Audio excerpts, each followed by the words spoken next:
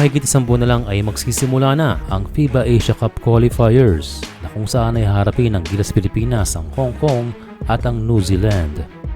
Talking about New Zealand ay hindi pa natin natatalo ang kuponang ito pagdating sa mga FIBA competition, kaya ito na ang pagkakataon na para sila ay muling masubukan at ang mas maganda, tayo ay manalo.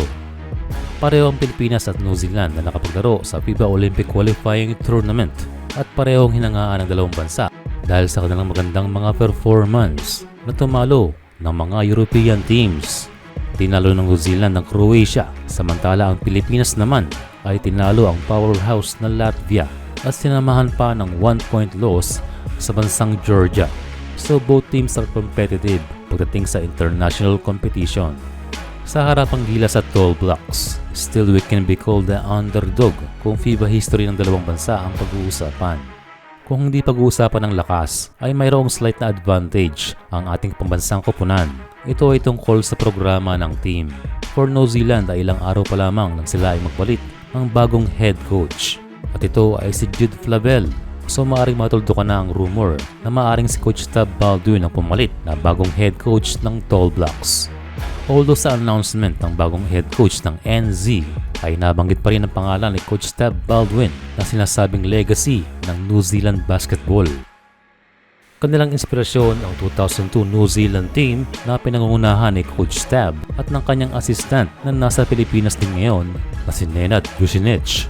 So ang mga GOAT ng New Zealand ay nasa Pilipinas. Although bata-bata pa ang coach na ito, siya ay motivated as the head of Tall Blocks.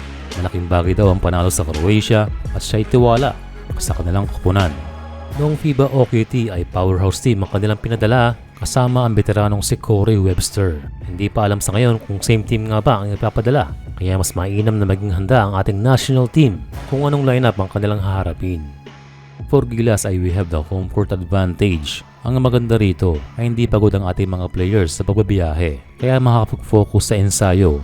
Pagre-refresh muli ng ginagamit na sistema at muling magsasama ang team core na binuo ni Coach Tim Cone na hindi tulad noon na papalit-palit ng mga players. Kaya paulit-ulit din ang pagbabalik sa simula. So continuity ang isa sa main purpose ni Coach Tim Cone. Pero again, lahat ay magmamaterialize kung healthy lahat ang ating mga players. Magandang mabuo muli ang Fajardo, Edu at Soto para sa ating backcourt. Nagbabalik na rin si Scottie Thompson, ang main guard ni Coach Tim Cone. Sa ngayon nawa ay maging smooth ang lahat sa darating na FIBA Asia Cup Qualifiers sa November. Isang team na kumpleto at may ensayo.